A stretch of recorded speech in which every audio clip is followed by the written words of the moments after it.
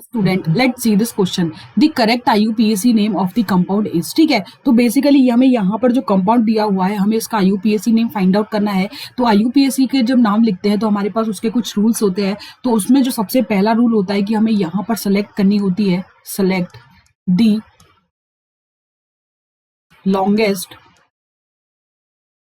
Carbon chain. ठीक है, अब हमें यहाँ पर सबसे पहले हम क्या सेलेक्ट करते हैं, longest carbon chain that will be considered as a main chain और पेरेंट चेन। अब यदि हम यहाँ पर इस कंपाउंड में देखें तो सबसे लॉन्गेस्ट कार्बन चेन हमें कौन सी दिख रही है, जो कि हमारे पास ये स्ट्रेट चेन है, ये हमारे पास कैसी है, लॉन्गेस्ट कार्बन चेन। ठीक है, और ये कितने कार्बन की है हमारे पास, 1 2 3 4 5 6 7 और 8।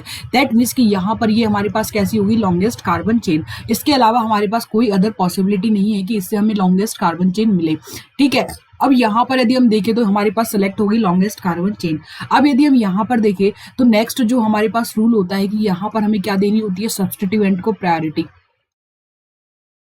सब्स्टिट्यूएंट को क्या देनी होती है, हमें प्रायोरिटी, और प्रायोरिटी भी हम उधर की साइड से देंगे, वहां से सब्स्टिट्यूएंट को क्या मिलनी चाहिए, लोएस्ट प्रायोरिटी। ठीक है, अब यदि हम यहाँ पर देखें तो यदि हम लेफ्ट टू राइट यदि हम प्रायोरिटी दे तो यहाँ पर कितने पर आ रहा है, 1 2 3 4 5 6 7 और 8। ठीक है, दैट मीन्स कि यहाँ पर यदि हम लेफ्ट टू राइट चल रहे हैं तो सब्स्टिट्यूएंट कितने पर आ रहा है, 3 और 4th पोजीशन पर। ठीक है, अब यदि हम राइट टू लेफ्ट यदि हम प्रायोरिटी दे तो दैट मीन्स कि यहाँ पर 1 2 3 4 5 6 7 और 8।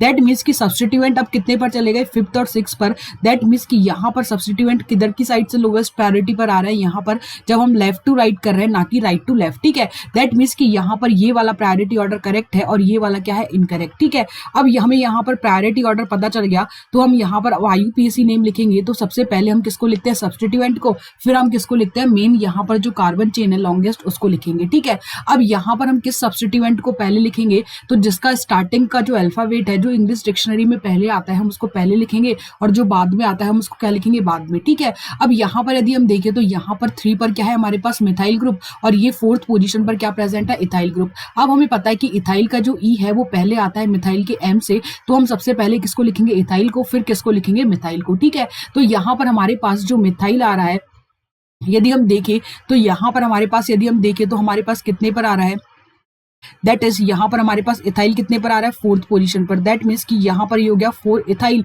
और मिथाइल कितने पर आ रहा है हमारे पास, 3 पोजीशन पर। दैट मीन्स कि ये हो गया हमारे पास 3 मिथाइल। ठीक है, और यहाँ पर ये हमारे पास कार्बन चेन है, 8 कार्बन चेन है। दैट मीन्स कि यहाँ पर इसके लिए जो वर्ड रूट यूज करते हैं वो होता है हमारे पास ऑक्ट, और यहाँ पर ये सैचुरेटेड कार्बन चेन है जिसके लिए हम सफिक्स यूज करते हैं एन।